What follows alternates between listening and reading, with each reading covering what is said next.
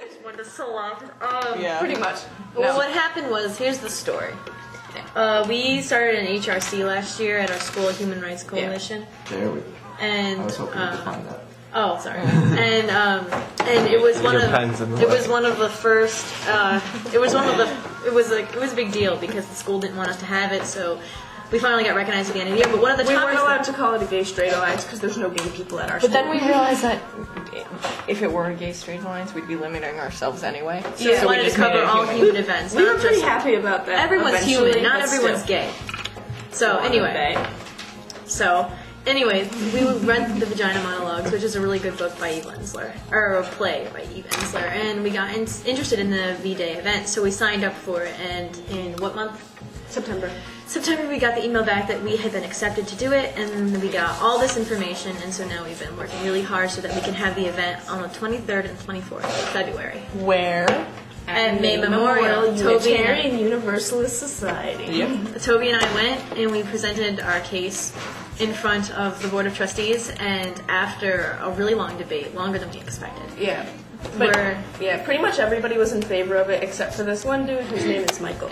But it was almost unanimous, and I mean, he wasn't really exactly prejudiced against it. I mean, it made me upset that he wasn't really interested in it, but he gave some good points as to why he didn't want it at the church. He gave a couple good points, like he thought that like little kids would be exposed to the wrong stuff, and we told him that obviously it's not like a family event. That's why it's at 8 at night and not like 1 p.m.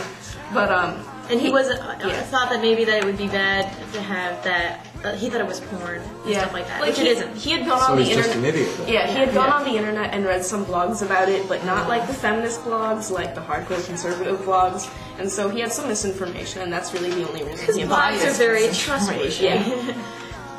So after we presented that, we went to a ska show. But I couldn't go to the Board of Trustees meeting for religious reasons. I had an obligation. Ska show. Matt Wixon.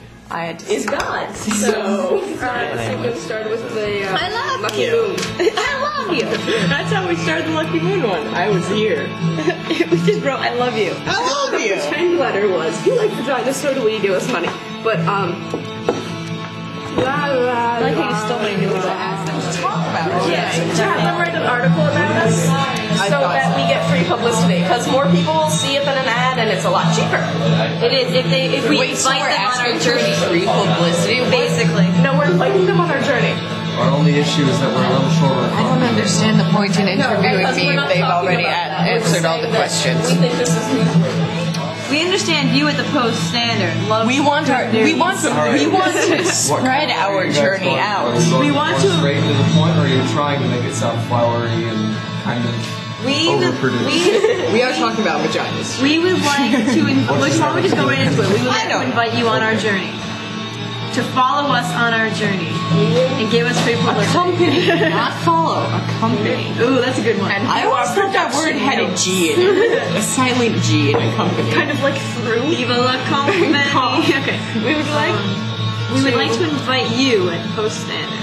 We trust you, being the most colorful newspaper in America, to print full color pictures of our vaginas.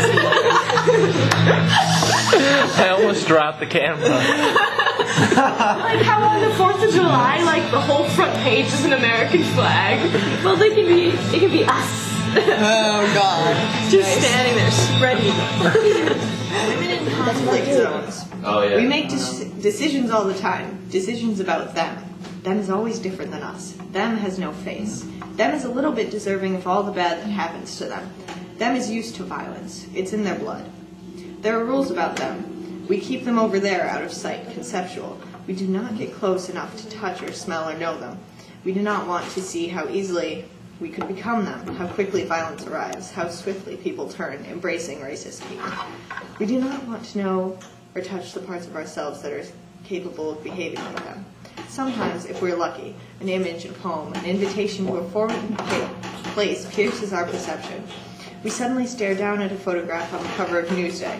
6 young Bosnian girls just returned from a rape camp. Their faces are beautiful and young and destroyed. We see their utter incomprehension and terror. We feel their shame. We are compelled. We go and meet these women, Young, old, Muslim, Croatian, Serbian, Haitian, Rwandan, Afghan, Chechen, Lebanese. We sit in dusty barracks, makeshift refugee camps, peeling centers. We hold the strong earthbound hands of the farm women longing for their land. We walk through beet fields with the woman with strawberry stains as she describes the execution of her parents. We sit in a hot room in a crowded refugee hotel with a mother and 6 children. One of her sons lies suspended in a bed, mute from 3 months in a concentration camp. We watch woman after woman shake, pace, smoke, choke, weep as they describe the gang rapes, the public rapes, the rapes of mothers, sisters, and grandmothers. We see how they have lost their homes and identities. They do not eat or can't stop eating. We hear how they did not expect this or want this. Our little usness begins to unravel. It is dangerous. When we think of war, we think of it as something that happens to men in fields or jungles. We think of hand grenades and Scud missiles. We think of the moment of violence, the blast, the explosion. But war is really a consequence, the effects of which are not known or felt for months, years, generations. And because consequences are usually not televised, by then the war is no longer sexy because the ratings are gone. Consequences remain invisible. As long as they are bombing Iraq, for example, it is seen 24 hours a day on television. It is the bombing, the explosions in the dark that keep us watching. As long as there are snipers outside of Sarajevo exists. But after the bombing, after the sniper, that's when the real war begins. It is found in the broken down fabric of community, in the death of trust, in the destruction of the everyday patterns of living, in trauma and depression, poverty and homelessness and starvation, in the emasculation and rage of the victim, in the new violence, the traumatized soldier beating his wife, the teenage boys already plotting revenge, the ongoing panic of the children. When we think of war, we do not think of women, because the work of survival and frustration is not glamorous work. Like most women's work, it is undervalued, underpaid, and impossible. After war, men are often shattered, unable to function. Women not only work, but they create peace networks, find ways to bring about healing. They teach in home schools when the school buildings are destroyed, build gardens in the middle of abandoned railroad tracks. They pick up the pieces although they usually never fired a gun. How do you make war matter? How do you make destruction matter? How do you make people suffering thousands of miles away matter? How do you make this world, this life, and all its mystery and injustice matter? This is where theater comes in. Theater insists that we inhabit the present tense, not the virtual tense or the politically correct tense.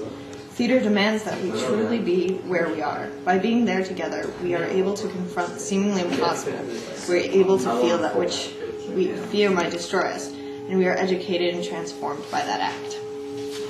This year, V-Day is focusing on women in conflict zones. We are focusing on women in the midst of war or in the aftermath of it. We are drawing the connection between family violence and state violence. We are exposing the fact that if a government supports the use of force, weapons, violence as a method of control and dominance, this gives license to the same kind of behavior at home. This year, we are reclaiming peace. We are taking back the word, the concept, the possibility. We are saying that making peace must be the first option. Communication, respect, dialogue, compassion, kindness, generosity are the hard work of peace, the necessary work and the priority. We are asking you to join in this discourse, to ask what happened to peace, to ask what peace is. There is a new way, a way that is not forced or exploded open with bombs and guns and machetes. Instead, it is melted open. It is invited in through strategy, wisdom, care, and a deep regard for the future of life. We stand with our sisters from Beirut to Baghdad, Kandahar to Darfur. We know their suffering is our suffering. We know that if the human species is to survive, the time of war must end. We ask you to be bolder, steadier, and kinder, more careful, to bring the energy of peace to every aspect of your life. We ask you to speak out, stand up for an end to violence.